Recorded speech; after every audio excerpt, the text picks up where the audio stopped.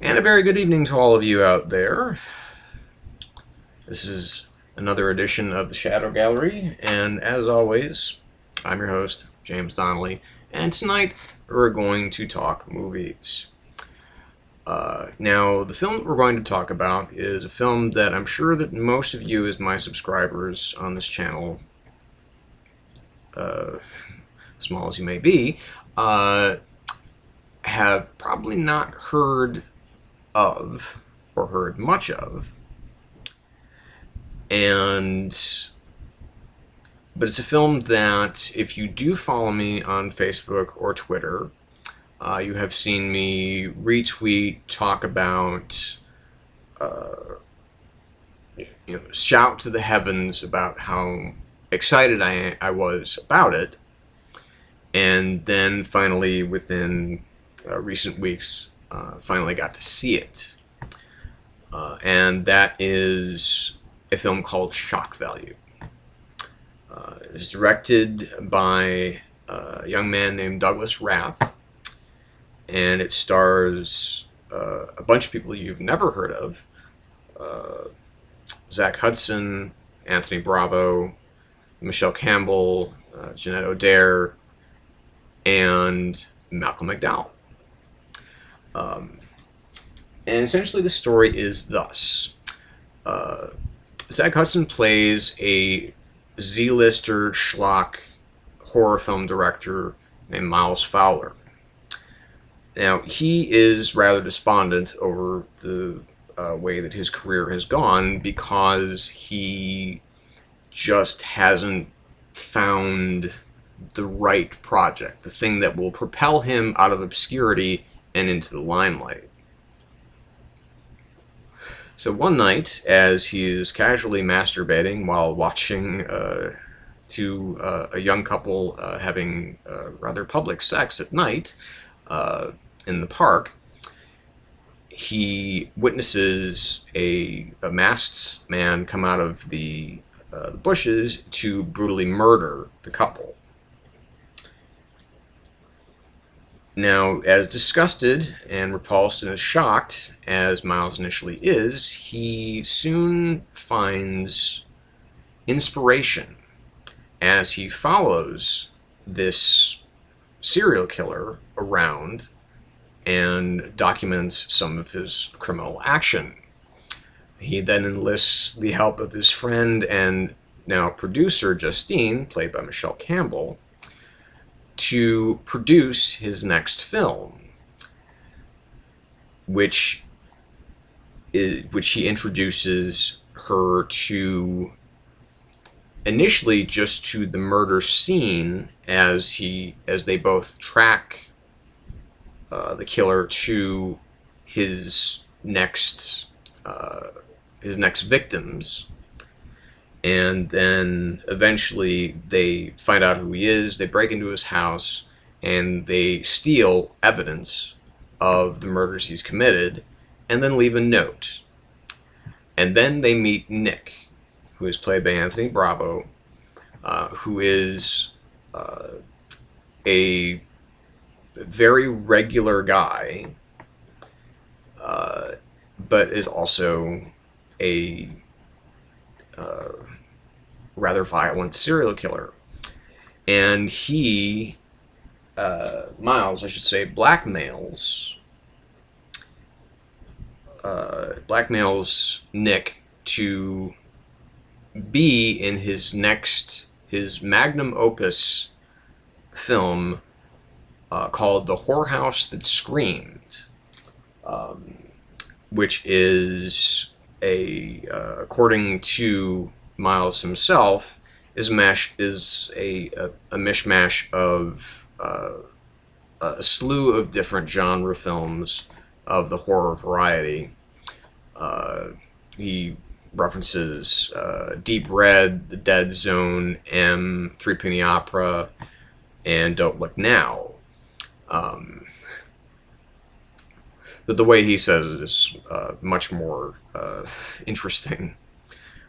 So Nick, having no choice, ends up in this film. playing the lead character, because who better to play a serial killer in a film about a serial killer than a real-life serial killer? Now, the hook of the film, within the film that's being shot, is that Miles intends fully to make the film, then turn Nick into the authorities, so that the legions of fans of the macabre will turn out to see a film about a serial killer played by a real-life serial killer.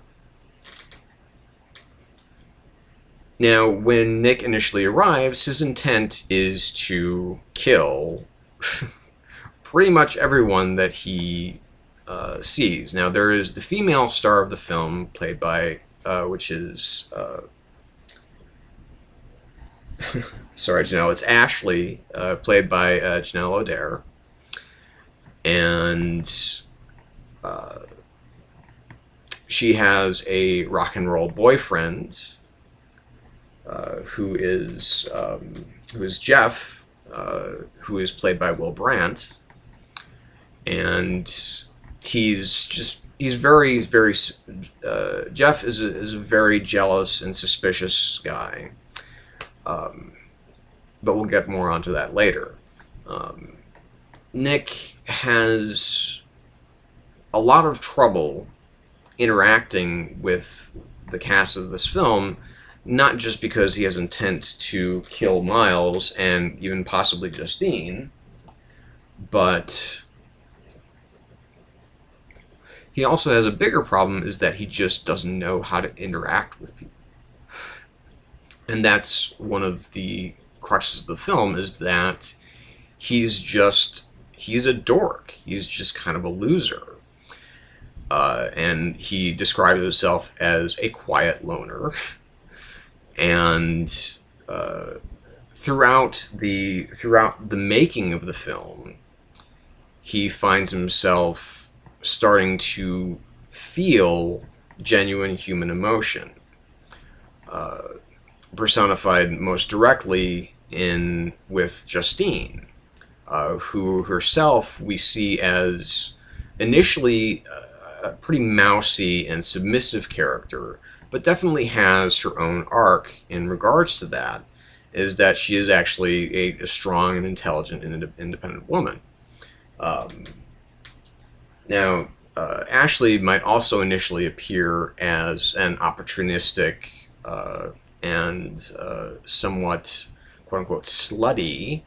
Well, she makes poor choices when it comes to sex and sexuality, but also, again, is a fully fleshed out three-dimensional character. Now, what we slowly see start to happen over the course of the film, as I described before, is not only does Nick start to become a better actor, thanks to some help from Ashley and also from Justine, but we also see the darkness inside of Miles begin to well up as the two characters begin to cross axes on the sanity pole. Now, lest I forget, there is also what I would say is an extended cameo from Malcolm McDowell, in where he plays Sir Edmund Dean Huntley, a basically washed up and probably psychotic former horror icon, in kind of a, in kind of almost a metatextual casting in regards to some of the roles that McDowell has taken in recent years. Then eventually, all hell does indeed break loose as the unexpected just starts to happen all over the place.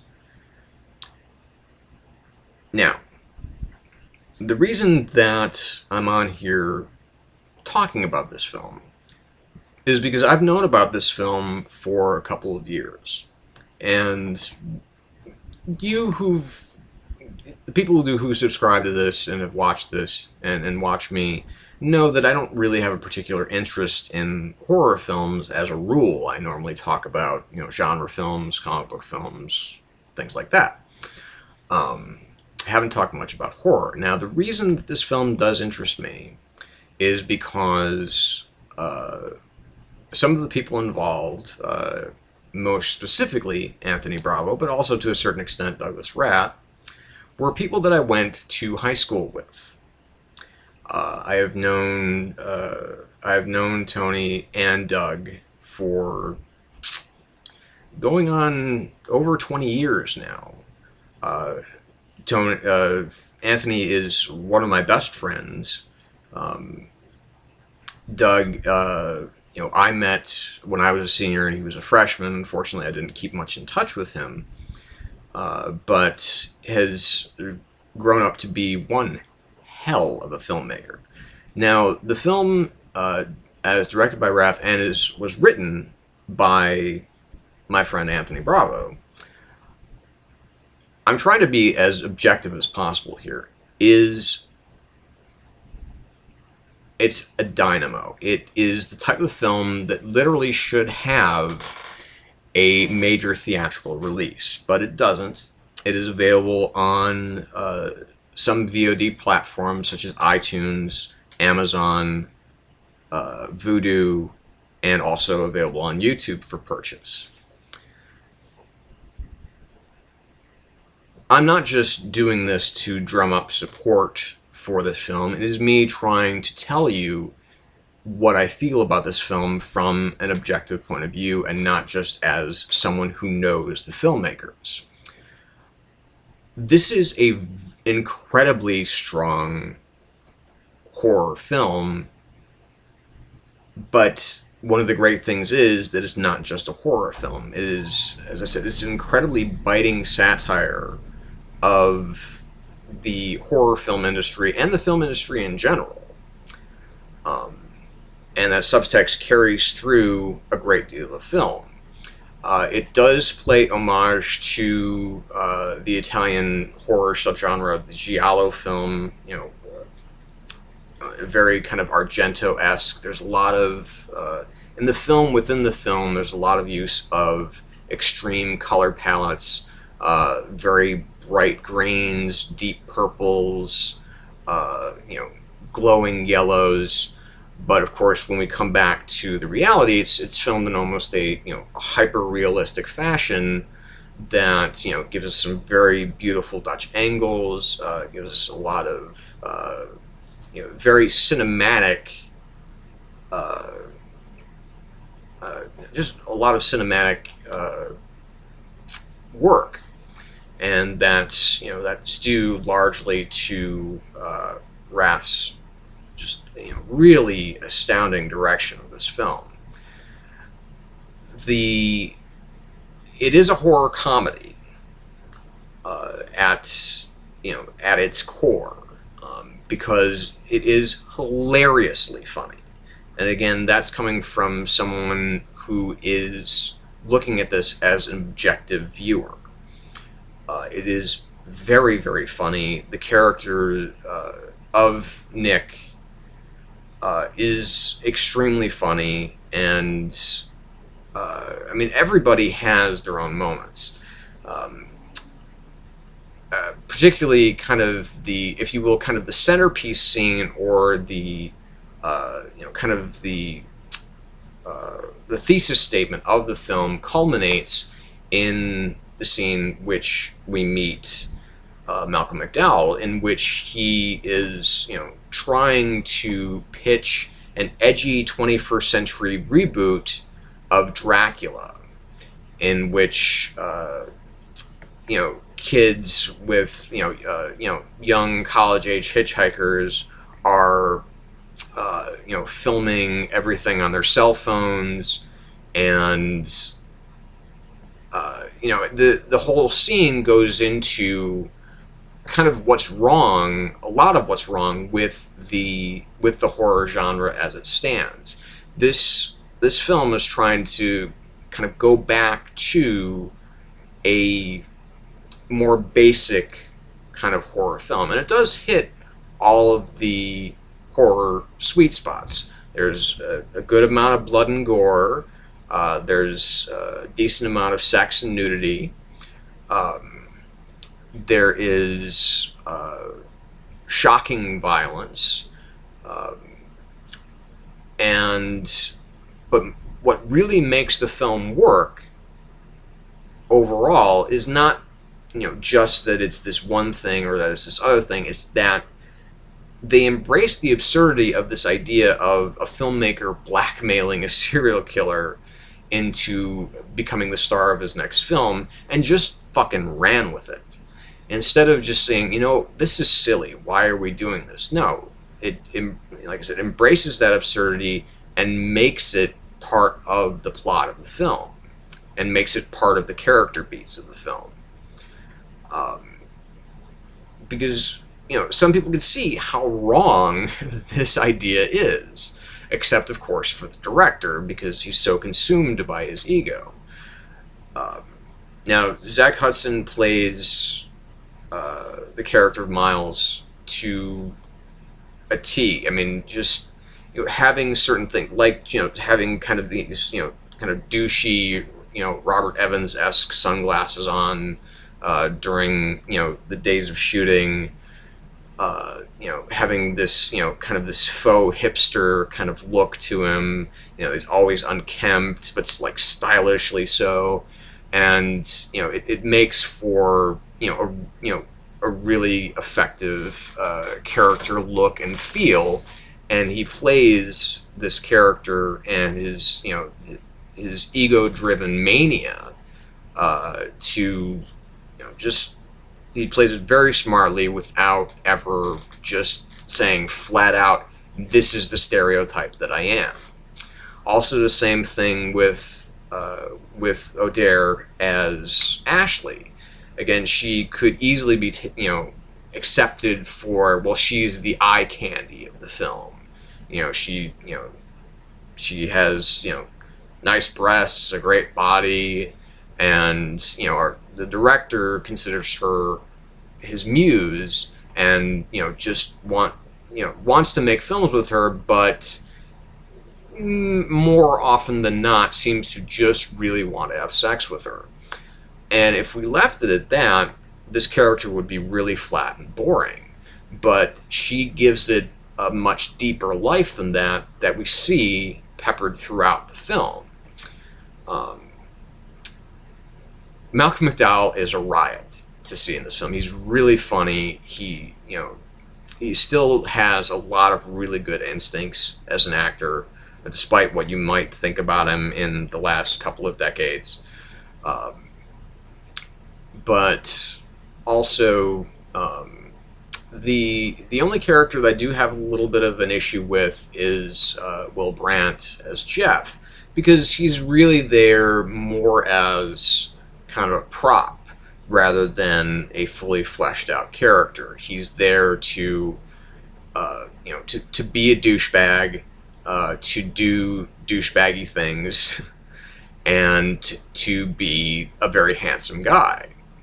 And if this were a lesser film that was trying to, that just ignored that, I would probably have a bigger issue with that. But again, it's kind of nitpicky because, I mean, what do you have in horror films? You have tropes.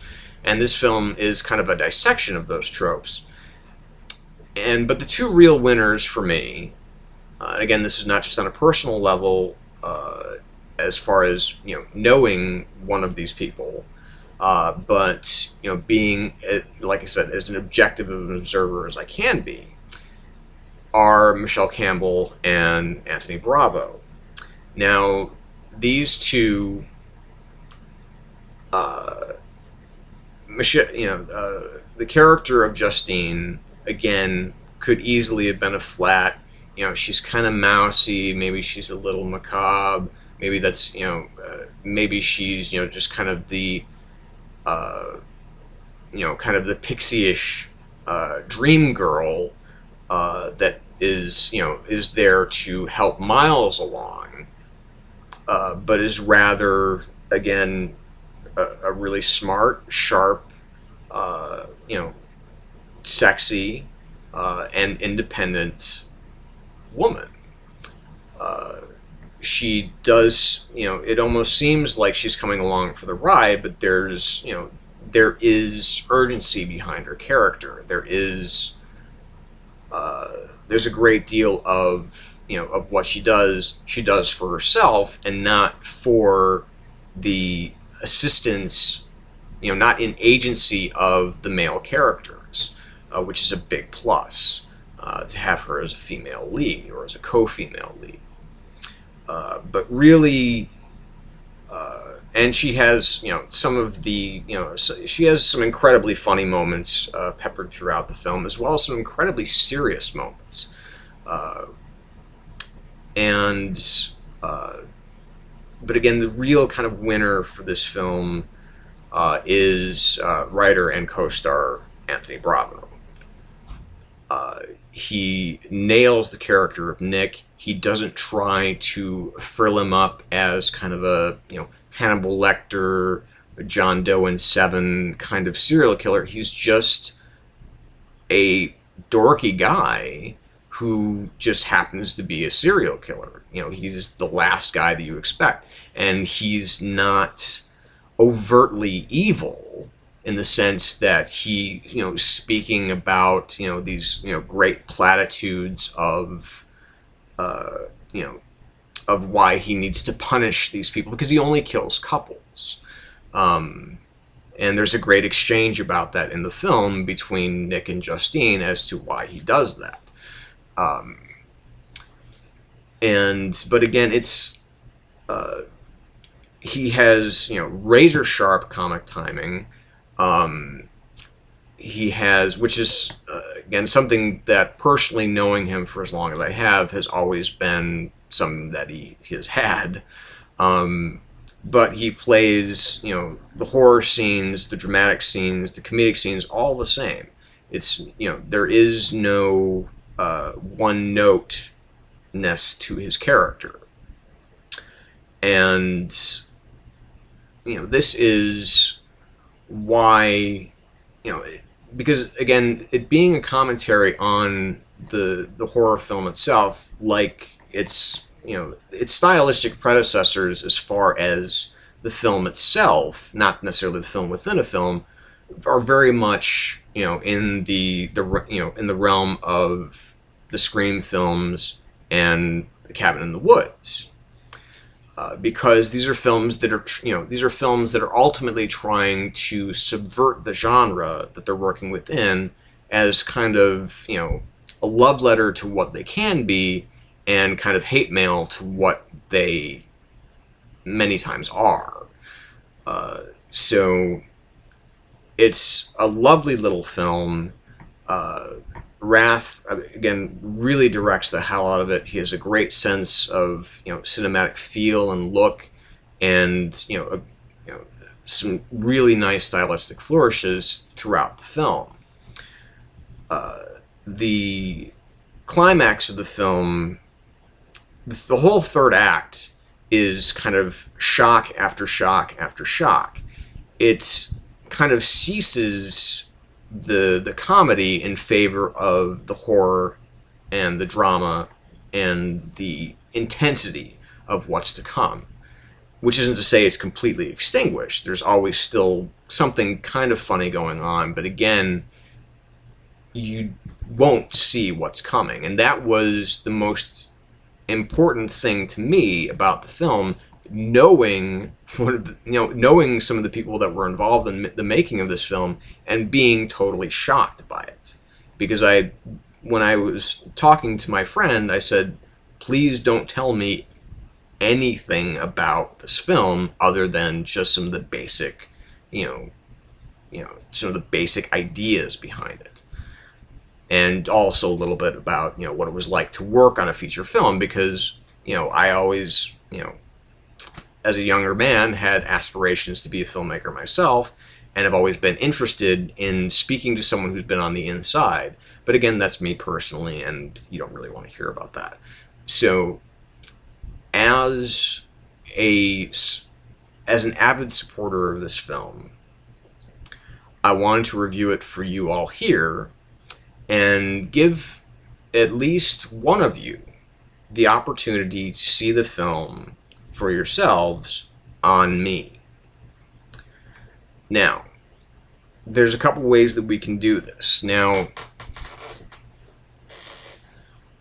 for those of you who are interested in horror films and horror cinema, I would like you, as a contestant, to... Now, okay, let me also preface this.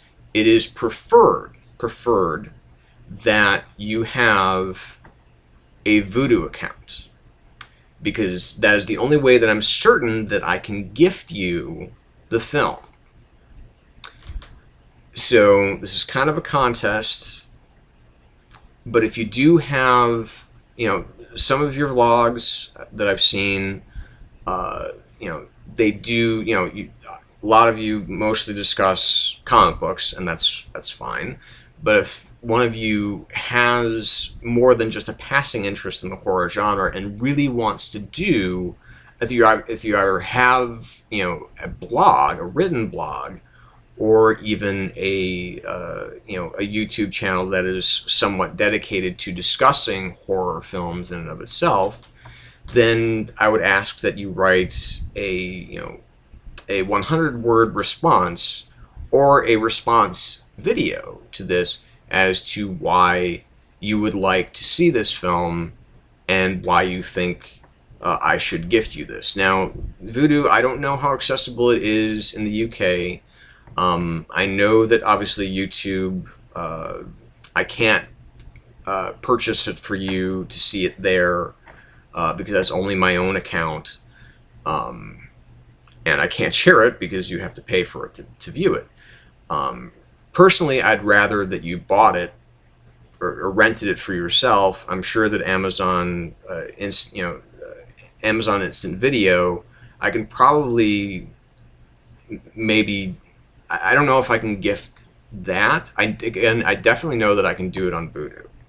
So again, this is really best worked in to people who have access to Vudu. Now, Vudu, of course, it's a streaming video service that it's a video on demand rental service that you can get through your PlayStation, Xbox.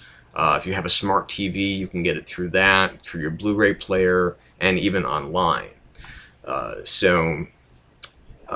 Again, if you'd like to take part in this experiment and hopefully win the opportunity to see this film and then review it, that would be my insistence, is that if I do purchase it for you, you do have to review it. Negative or positive, doesn't matter.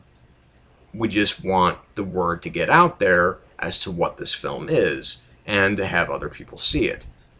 I shouldn't say we, I should say I. I want that for this film. That's more of a personal need than as a viewer. As a viewer, I would just recommend the fuck out of this film, that you see it and enjoy it and love it as much as I have. Again, being objective as I possibly can, which I think is actually pretty... It's gotten pretty objective over the number of times that I've viewed it. No, I won't tell you about any of the behind-the-scenes stuff. I won't tell you about any, other information. I will provide links to see the film and judge for yourself. You can see the trailer. I'll provide a YouTube link for that. And I'll provide a link to their Facebook page, to their Twitter account. I'll provide anything that you need, pretty much. I have no idea how to do that through... putting on the screen. I don't know how to do any of that stuff, so don't even ask. But if you do know, please let me know, because that'd be cool. I'd like to be able to do that. So maybe in future incarnations of this video, you will see that. But anyway, so my review of Shock Value as a whole, it's a 4.5 out of 5. It's a really, really excellent VOD release, and I'm almost glad that it's VOD because of the number of VOD releases especially in the horror genre, are very limited to, you get a lot of sequels to low budget, kind of shitty horror films. There are, of course, going to be some diamonds in the rough, but this is really one of them. It is honestly one of the best films I've seen all year. My wife, who has no relationship with these friends of mine, these people that I know, has no personal investment in this film. And if she were here right now, if she were awake right now, she would tell you that this is one of the best horror films that she's seen in a long time. And I can also say that as well. So, again, it's part contest, part review, part letting you know, hey, you know what? If you like me, if you consider yourself to be my buddy, go ahead and spread the word out there. We'd like to get this word out that this film exists and that people should see it. So that's my review. That's my pitch. Hit me up with your comments, or hit me up with a video response as to why you want to see this film and why you feel that you should be gifted the opportunity to see this film. And we'll hopefully get everything straightened out at that point in time. So let me know. I want to give this pretty much a couple of weeks to do all this. So it's what? It's the 28th now. So let's say, as you can see how well thought out this was, like all of my videos, right? So we'll say the 18th of September. I will say the 25th. The 25th of September will be my cutoff for this. So hopefully at that point in time, I'll have gotten some responses to this, and I'll be able to gift it to one of you, and hopefully you'll watch it and then enjoy it. Or, like I said, we want an honest critique and not just something that's parroted. So thank you for watching. If this is your first time here, please feel free to subscribe. And again, I will provide all the links for the ability to view the film in the little section below. So down there. So please feel free to see the trailer, watch the film, rent the film, buy the film, whatever. Just enjoy it. And if you're one of the contestants who wants to see it for free, let me know, and we will talk to you again soon. So until that day, and may it soon come, that I get some good responses to this, I want to thank you again for visiting the Shadow Gallery. I am, as always, your host, James Donnelly, and quick reminder, always stay in the shadows.